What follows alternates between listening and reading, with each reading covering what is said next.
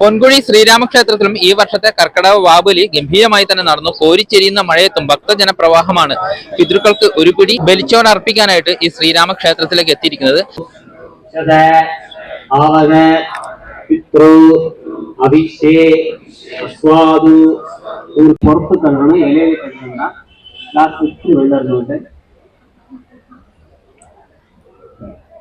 പവിത്ര മൂരണം കട്ട വെച്ചിട്ട് നിമിർത്തിട്ട് തൊട്ട ഇലയിൽ വയ്ക്കും. കർമ്മഞ്ചേരിയുടെ തൊട്ട ഇലയിൽ വയ്ക്കും.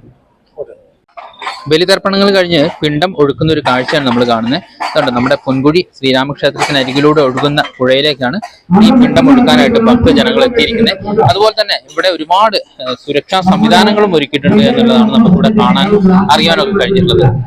ഓരോ ഭക്തജനങ്ങളുടെയും പൂർവികർക്ക് മോക്ഷപ്രാപ്തി ലഭിക്കാനായിട്ട് ബലിതർപ്പണങ്ങൾ കഴിഞ്ഞ് ആ പിണ്ടം ഒഴുക്കുന്ന ഒരു കാഴ്ച നമ്മൾ പറഞ്ഞല്ലോ. ഈ നാഷണൽ ഹൈവേയുടെ ഇരുഭാഗത്തായിട്ടാണ് നമ്മുടെ ഈ ശ്രീരാമ ക്ഷേത്രങ്ങൾ കാണാൻ കഴിയുന്നത്. ഇതാണ് സീതാദേവി ആഞ്ജനേയ ക്ഷേത്രം. നമ്മൾ ഇതൊക്കെ ധാരാളം ചെയ്തിട്ടുണ്ട്, അതുകൊണ്ടാണ് ഒന്ന് ഓടിച്ച് കാണിക്കുന്നത്. ഇതിന്റെ ഡീറ്റെയിൽഡ് ആയ വീഡിയോ നമ്മൾ നമ്മുടെ ചാനലിൽ കൊടുത്തിട്ടുണ്ട്. അപ്പൊ ലിങ്ക് ഡിസ്ക്രിപ്ഷനിൽ കൊടുക്കാൻ നിങ്ങളൊന്ന് കണ്ടു നോക്ക്.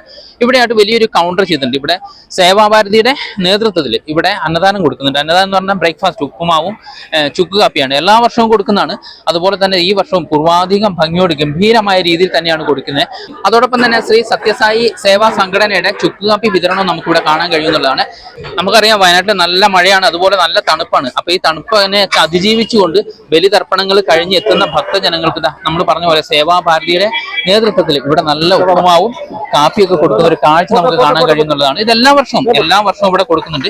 ആയിരക്കണക്കിന് ഭക്തജനങ്ങളാണ് ഈ ബലിതർപ്പണത്തിന് ഇവിടേക്ക് എത്തുന്നത്. പുലർച്ചെ 4 മണി തൊട്ടാണ് ഈ ക്ഷേത്രഭൂമിയിലേക്ക് ഭക്തജനങ്ങൾ എത്തിക്കൊണ്ടിരിക്കുന്നത്. ഭാരതാംബയുടെ വലിയൊരു ചിത്രത്തിന് മുന്നിലായിട്ട് വിളക്ക് കൊളുത്തി പുഷ്പഹാരം ആർത്തിയതിനു ശേഷമാണ് സേവാഭാരതിയും ഈ സത്യസായി സംഘടനയെല്ലാം ഈ വലിയൊരു അന്നദാനത്തിന്, ഈ ഒരു ബ്രേക്ക്ഫാസ്റ്റിന് ഇവിടെ തുടക്കം കുറിച്ച് എന്ന് പറയുമ്പോൾ നമുക്ക് ആ ഒരു സംസ്കാരത്തെ കുറിച്ച് നമുക്ക് പറഞ്ഞ് അറിയിക്കാൻ കഴിയാത്തൊരു അനുഭൂതിയാണ് നമുക്ക് ഇവിടുന്ന് തോന്നുന്നത്. ഇന്നലെ തൊട്ട് അഹോരാത്രം പ്രയത്നിച്ചിട്ടാണ് നമുക്ക് ഇങ്ങനെയുള്ള ഒരു ചുക്ക് കാപ്പിയും അല്ലെങ്കിൽ ഈ ഒരു ഉപ്പുമാവും ഈ പുലർച്ചെ തൊട്ട് നമുക്ക് ഇവിടെ കൊടുക്കാൻ കഴിഞ്ഞതെന്നുള്ളതാണ്.